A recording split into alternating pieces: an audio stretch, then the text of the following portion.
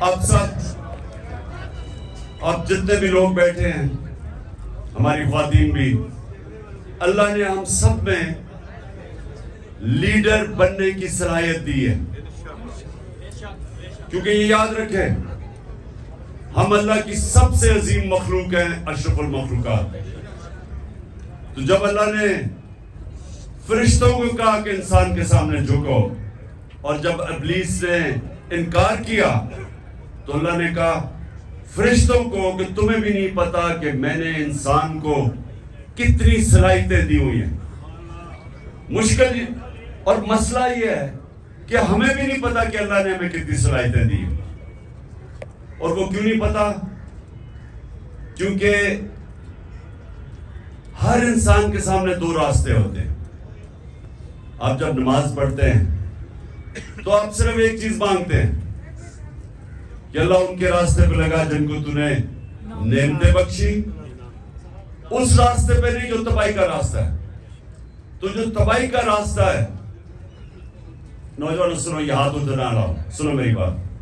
تمہیں یہ یاد رکھو جو میں باتیں کہہ رہا ہوں، اور خاص طور پہ نوجوانوں کے لیے، یہ آپ کی ساری زندگی کام آئیں گی اگر آپ کو سمجھ آ گئی. آپ کی سامنے ہمیشہ دو راستے ہوتے ہیں.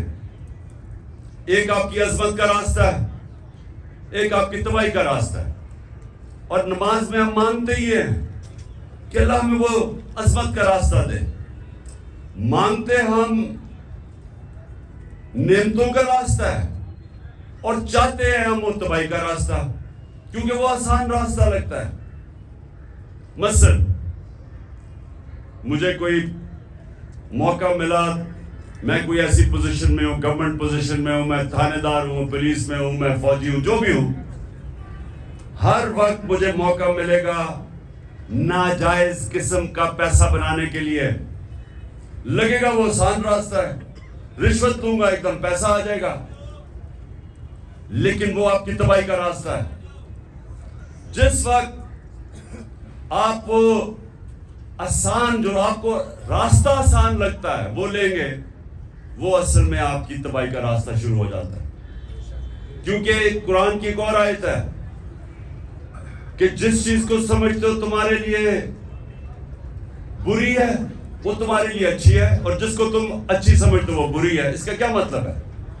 کہ جب آپ سمجھتے ہیں کہ یہ بڑا آسان طریقہ پیسے بنانے کا، آپ اپنا ضمیر بیچتے ہیں، وہ آپ کی تباہی کا راستہ شروع ہو جاتا ہے.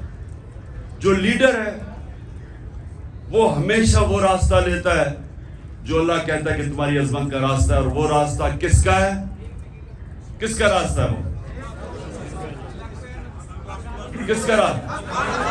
دنیا کے سب سے عظیم لیڈر نبی صلی اللہ علیہ وسلم کا راستہ ہے. اور وہ اس کی بنیاد کس پہ رکھی گئی ہے؟ دو کیریکٹرسٹکس کے اوپر اس کی بنیاد رکھی گئی ہے لیڈرشپ کے راستے میں: صادق اور امین. سچ بولنے والا اور انصاف کرنے والا. یہ دو کوالٹیز ہیں لیڈر کی.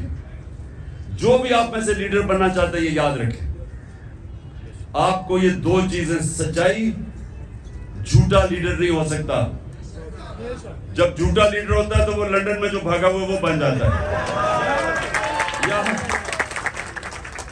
لیڈر سچ بولتا ہے. سننے، روزہ کھلنے والا ہے. سنیں، میں نوجوانوں کے لیے کہہ رہا ہوں، یہ آپ کی ساری زندگی یہ میری باتیں یاد رکھنا. اگر آپ کی پرواز اوپر ہونی ہے، اقبال کا شاہین بننا ہے، جس کا بڑا نام ہوگا، جو اپنی فیملی کا بھی نام اٹھا دے گا، جو دنیا یاد کرے گی اس کو، وہ نبی صلی اللہ علیہ وسلم کے راستے پہ چلے گا. صادق اور امین، سچ بولنے والا. اور قرآن میں ہے کہ اگر اپنے ماں باپ ان کے خلاف، اپنے خلاف بھی اگر آپ کو انصاف کرنا پڑے، آپ انصاف کریں. اتنا زیادہ زور اللہ نے انصاف پہ دیا ہوا ہے. وہ لیڈرشپ کی، جب ایک لیڈر انصاف کرتا ہے اس کی عزت ہوتی ہے، اور لیڈر عزت کے بغیر لیڈر نہیں بنتا. تو یہ آپ نے باتیں یاد رکھنی ہیں. کئی دفعہ ہوتا ہے جی وہ میرا دوست کہہ رہا ہے تو چلے میں جھوٹ کا ساتھ دے دوں، میں سفارشی کسی کے لے لوں. جب آپ کسی کا مثلا آپ ٹیم سلیکشن میں سفارشی لے کے آتے ہیں تو آپ کسی کا حق مارتے ہیں. جب آپ حق مارتے ہیں اوپر والے کی برکت نہیں آتی، کیونکہ سارا کامیابی تو اوپر والا دیتا ہے. تو اللہ جب دیکھتا ہے کہ کسی کا کوئی حق مارا ہے، بدنیت ہے انسان، اس کو کامیابی نہیں ملتی. تو میں نے صرف آج آپ کو یہ کہنا تھا نوجوانوں کہ لیڈر دو چیزوں کے اوپر اس کی بنیاد رکھی جاتی ہے. صادق اور امین، سچا ہوتا ہے. نبی صلی اللہ علیہ وسلم کے پاس ایک قریش آیا، کہتا جی میں 60 سال کا ہو گیا ہوں، میرے لیے مجھے کوئی ایک چیز بتائیں کہ میں مسلمان بھی ہو جاؤں اور میں اپنی عادتیں نہ چھوڑوں.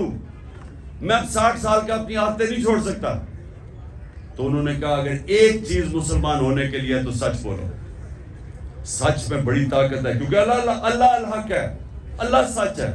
جب آپ سچ بولتے ہیں تو اللہ آپ کے ساتھ کھڑا ہو جاتا ہے، آپ کو وہ طاقت ملتی ہے. وہ کہتے ہیں کہ انگریزی میں کہ one moral man is an army، کہ ایک سچا انسان ایک فوج ہوتی ہے، کیونکہ اس کے پیچھے اللہ کی طاقت آ جاتی ہے. اور دوسرا یہ جو انصاف کرنا ہے، یہ یاد رکھیں کہ وہ ایک ابن خلدون کا اس نے کہا کہ میرا تجزیہ ہے، بہت بڑا عالم تھا، کہتا میں نے جو سارا قرآن پڑھی ہے میرا تجزیہ یہ ہے کہ اللہ نے انسان کو زمین پہ بھیجا ہی ایک وجہ سے ہے کہ انصاف کرو، میری زمین پہ انصاف کرو.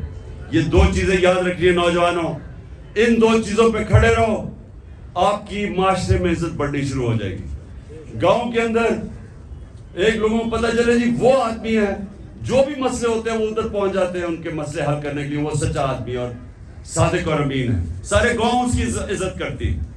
نبی صلی اللہ علیہ وسلم کی نبوت سے پہلے سارے مکہ کے لوگ جانتے تھے کہ وہ صادق اور امین ہے. ابھی نبوت نہیں ملی تھی، لیکن یہ خطاب تھا کہ وہ سچا اور ایماندار اور امانت دار آدمی ہے. اس لیے یہ یاد رکھنا کہ دنیا میں اوپر جانا ہے.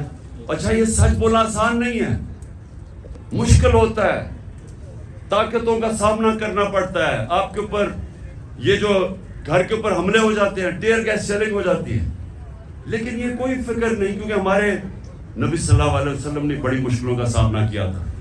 لیکن پھر ان کی جو آج عظمت ہے، اس لیے ہم آج جان دینے کے لیے اس لیے تیار ہیں کہ ان کے کیریکٹر کی وجہ سے کہ وہ رائے حق پہ کھڑے رہے اور آخر میں ساری دنیا ان کے ساتھ ہوگی.